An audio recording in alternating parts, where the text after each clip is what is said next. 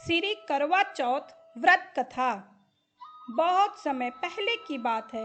एक साहूकार के 7 बेटे थे और उनकी एक बहन करवा थी। सभी 7 भाई अपनी बहन से बहुत प्यार करते थे, यहाँ तक कि वे पहले उसे खाना खिलाते और बाद में स्वयं खाते थे। एक बार उनकी बहन ससुराल से मायके आई हुई थी। शाम को भाई जब अपना व्यापार व्यवसाय बंद कर घर आए तो देखा उनकी बहन बहुत व्याकुल थी।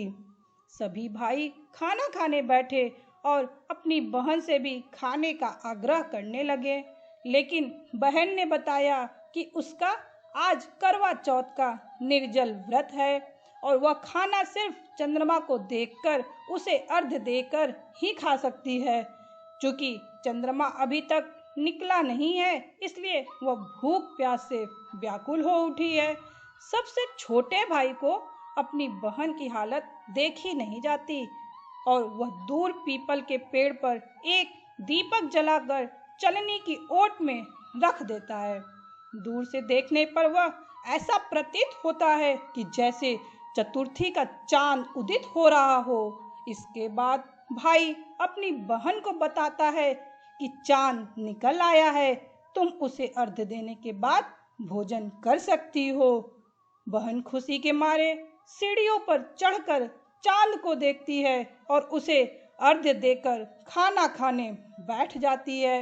वह पहला टुकड़ा मुंह में डालती है तो उसे छींक आ जाती है और दूसरा टुकड़ा मुंह में डालती है तो उसे बाल निकल आता है, और जैसे ही तीसरा टुकड़ा मुंह में डालने की कोशिश करती है वो उसके पति की मृत्यु का समाचार उसे मिलता है। वह बौखला जाती है। उनकी भाभी उसे सच्चाई से अवगत कराती हैं कि उसके साथ ऐसा क्यों हुआ। करवा चौथ का व्रत गलत तरीके से टूटने के कारण देवता उससे नाराज हो गए हैं और उन्होंने ही ऐसा किया है। सच्चाई जानने के बाद करवा निश्चय करती है कि वह अपने पति का अंतिम संस्कार नहीं होने देगी और अपने सतीत्व से उन्हें पुनर्जीवन दिलाकर रहेगी। वह पूरे 1 साल तक अपने पति के शव के पास बैठी रहती है, उसकी देखभाल करती है, उसके ऊपर उगने वाली सुई नुमा घास को वह एकत्रित करती जाती है। 1 साल बाद फिर करवा चौथ का दिन आता है। उसकी सभी भाभियां करवा चौथ का व्रत रखती हैं।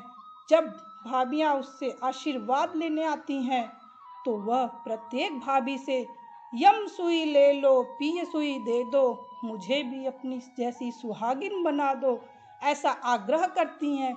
लेकिन हर भाभी उसे अगली भाभी से आग्रह करने को कह के चली जाती हैं। इस प्रकार जब छठे नंबर की भाभी आती हैं तो करवा उससे भी यही बात दोहराती है।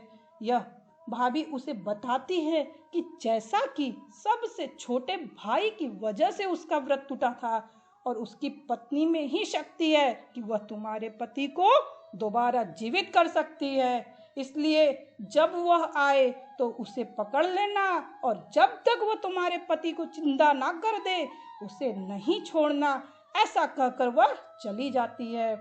सबसे अंत में छोटी भाभी आती है। करवा उनसे भी सुहागिन बनने का आग्रह करती है, लेकिन वह टाल मटोल करने लगती है। इसे देख करवा उन्हें जोर से पकड़ लेती है और अपने सुहाग को जिंदा करने के लिए कहती है।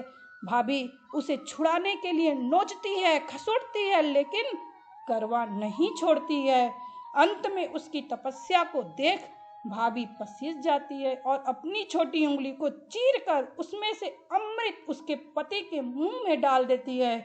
करवा का पति तुरंत श्री गणेश कहता हुआ उठ बैठता है। इस प्रकार प्रभु कृपा से उसकी छोटी भाभी के माध्यम से करवा को अपना सुहाग वापस मिल जाता है। हे श्री गणेश, हे माँ गौरी, जिस प्रकार करवा को चीर सुहागन का वरदान आपसे मिला है वैसा ही सब सुहागिनों को मिले। बोलिए श्री करवा चौथ की जय।